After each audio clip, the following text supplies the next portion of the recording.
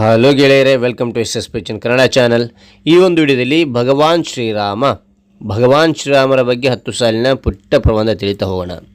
ಪ್ರತಿಯೊಬ್ಬ ಶ್ರೀರಾಮ ಭಕ್ತರು ಈ ಒಂದು ವಿಡಿಯೋಕ್ಕೆ ಒಂದು ಲೈಕ್ ನೀಡಿ ಅಂತ ಹೇಳ್ತಾ, ಹಾಗಾದರೆ ಈ ಒಂದು ವಿಷಯ ಇಷ್ಟವಾದರೆ ಇನ್ನೊಬ್ರಿಗೂ ಶೇರ್ ಮಾಡಿ. ಈ ಒಂದು ವಿಡಿಯೋ ನೋಡ್ತಾ ಹೋಗೋಣ. ಮೊದಲನೇ ಪಾಯಿಂಟ್, ಶ್ರೀರಾಮ ವಿಷ್ಣುವಿನ 7ನೇ ಅವತಾರ. ಶ್ರೀರಾಮ ವಿಷ್ಣುವಿನ 7ನೇ ಅವತಾರ. 2ನೇ ಪಾಯಿಂಟ್, ಭಗವಾನ್ ರಾಮ ದಶರಥ ಹಾಗೂ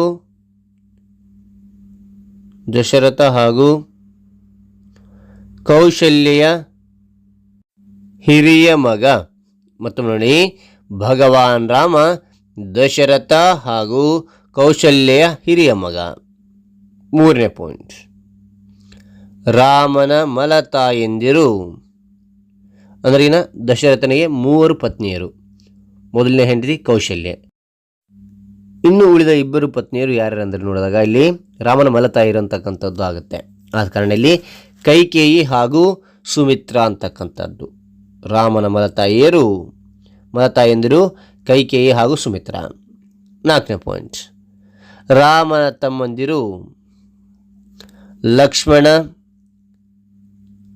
ಭರತ ಮತ್ತು ಶತ್ರುಘ್ನ.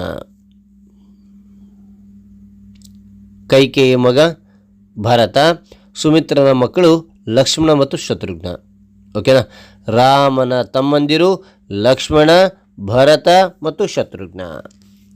5ನೇ ಪಾಯಿಂಟ್, ಜನಕ ರಾಜನ ಮಗಳು ಸೀತೆಯನ್ನು ರಾಮ ವಿವಾಹವಾದ. ಜನಕ ರಾಜನ ಮಗಳು ಸೀತೆಯನ್ನು ರಾಮ ವಿವಾಹವಾದ. 6ನೇ ಪಾಯಿಂಟ್, ಶ್ರೀರಾಮ ಸೂರ್ಯವಂಶಕ್ಕೆ ಸೇರಿದವರು.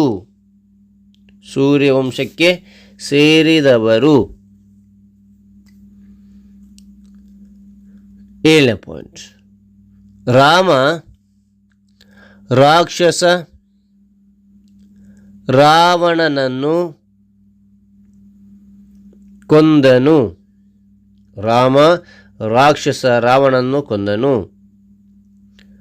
8ನೇ ಪಾಯಿಂಟ್, ರಾಮ ಆದರ್ಶ ವ್ಯಕ್ತಿ,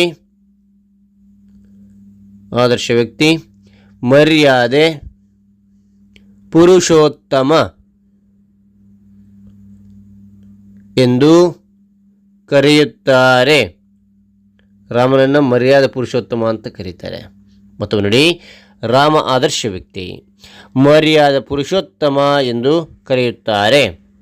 9ನೇ ಪಾಯಿಂಟ್, ರಾಮನ ಜನ್ಮದಿನವನ್ನು ರಾಮನವಮಿ ಎಂದು ಆಚರಿಸುತ್ತೇವೆ.